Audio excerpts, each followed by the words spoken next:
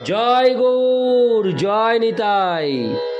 আজ 19শে আশ্বিন 1432 ও 6ই অক্টোবর 2025 সোমবার, কোজাগরী লক্ষ্মী পূজা। এই কোজাগরী লক্ষ্মী পূজার দিনে আমি শ্রী চৈতন্য চরিতামৃত পাঠ করছি। আজ আমি পাঠ করছি শ্রী চৈতন্য চরিতামৃতের মধ্য লীলা প্রথম খণ্ড, শ্রী চৈতন্য মহাপ্রভুর দক্ষিণ ভারতের তীর্থ পর্যটনের শ্লোক 328 থেকে 342। নারায়ণ হে নারায়ণ, ভবভয় হরিণম নারায়ণ।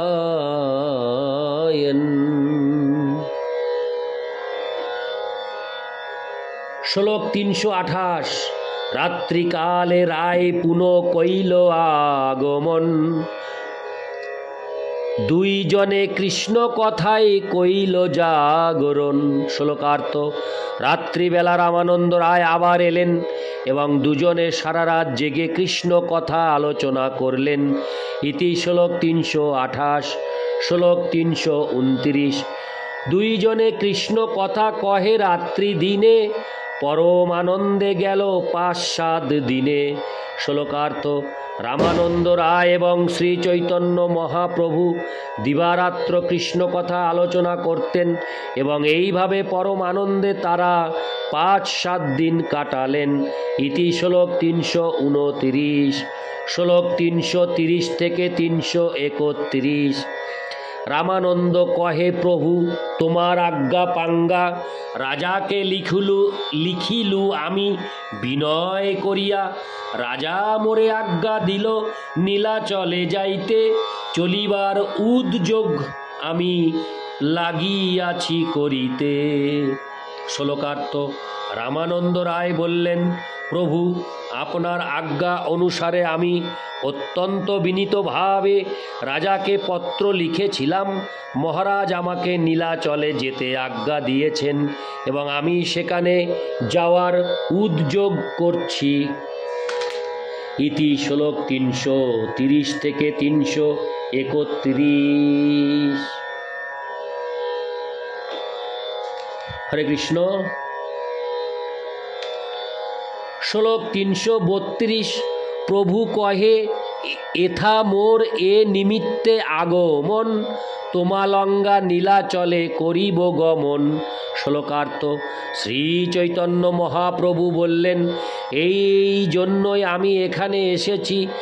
আমি ঠিক করেছি যে তোমাকে নিয়ে একত্রে নীলাচলে যাব। ইতি শ্লোক 332। শ্লোক 333।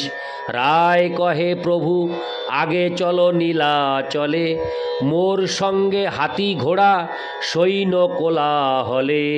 শ্লোকার্থ: রামানন্দ রায় বললেন, প্রভু আপনি আগে নীলাচলে যান, আমার সঙ্গে হাতি ঘোড়া সৈন্য ইত্যাদির কোলাহল, তাতে আপনার অসুবিধা হবে।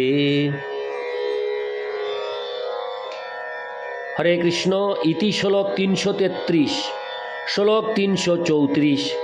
দিন 10 ইহা সবার করি সমাধান, তোমার পাছে পাছে আমি করিব প্রয়াণ। শ্লোকার্থ: দিন 10 মধ্যে এই সবের সমাধান করে আমি আপনার পিছনে পিছনে নীলাচলে যাব। ইতি শ্লোক 334। শ্লোক 335। তবে মহাপ্রভু তারে আসিতে আজ্ঞা দিয়া, নীলাচলে চলিলা প্রভু আনন্দিত হঙ্গা।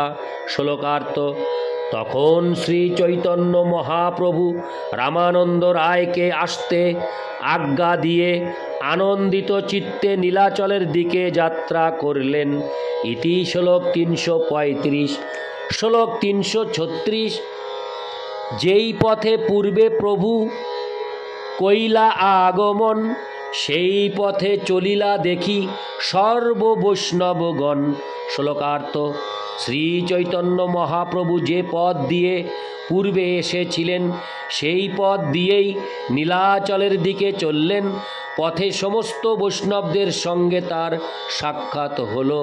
ইতি শ্লোক 336। শ্লোক 337।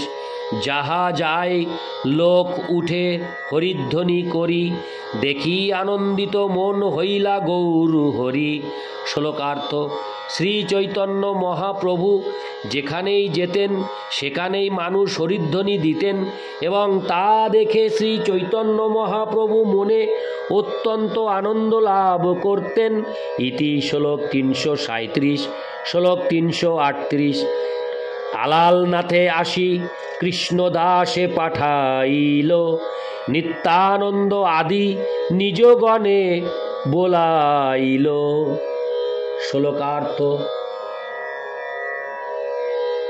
আলালনাথে পৌঁছে শ্রী চৈতন্য মহাপ্রভু নিত্যানন্দ আদি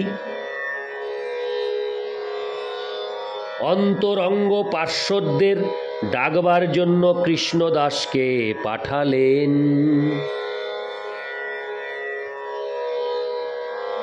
ইতি শ্লোক 338। শ্লোক 339। প্রভুর আগমন শুনি নিত্যানন্দ রায়, উঠিয়া চলিলা প্রেমে থেহ নাহি পায়। শ্লোকার্থ: শ্রী চৈতন্য মহাপ্রভুর আগমন সংবাদ পাওয়া মাত্রই নিত্যানন্দ প্রভু তার সঙ্গে মিলিত হওয়ার জন্য ছুটলেন। প্রেমে তিনি অধৈর্য হয়ে পড়েছিলেন। ইতি শ্লোক 339। শ্লোক 340। জগদানন্দ দামোদর পণ্ডিত মুকুন্দ, নাচিয়া চলিলা দেহে না ধরে আনন্দ। শ্লোকার্থ: জগদানন্দ পণ্ডিত, দামোদর পণ্ডিত, মুকুন্দ এরা সকলে নাচতে নাচতে শ্রী চৈতন্য মহাপ্রভুর সঙ্গে মিলিত হওয়ার জন্য চললেন। তখন তাদের হৃদয়ে আনন্দ আর ধরছিল না। ইতি শ্লোক 340। শ্লোক 341। গোপীনাথাচার্য চলিলা আনন্দিত হঙ্গা, প্রভুরে মিলিলা সবে পথে লাগো পাঙ্গা। শ্লোকার্থ: গোপীনাথ আচার্য আনন্দে উদ্বেল হয়ে তার সঙ্গে সাক্ষাৎ করতে ছুটলেন। তারা সকলে পথে মহাপ্রভুর সাক্ষাৎ পেয়ে তার সঙ্গে মিলিত হলেন। ইতি শ্লোক 341। শ্লোক 342। প্রভু প্রেমাবেশে সবাই কইল আলিঙ্গন, প্রেমাবেশে সবে করে আনন্দ ক্রন্দন। শ্লোকার্থ: প্রেমাবেশে শ্রী চৈতন্য মহাপ্রভু তাদের সকলকে আলিঙ্গন করলেন এবং প্রেমাবিষ্ট হয়ে তারা সকলে আনন্দ ক্রন্দন করতে লাগলেন। ইতি শ্লোক 342। নারায়ণ হে নারায়ণ, ভবভয়হরণম নারায়ণ।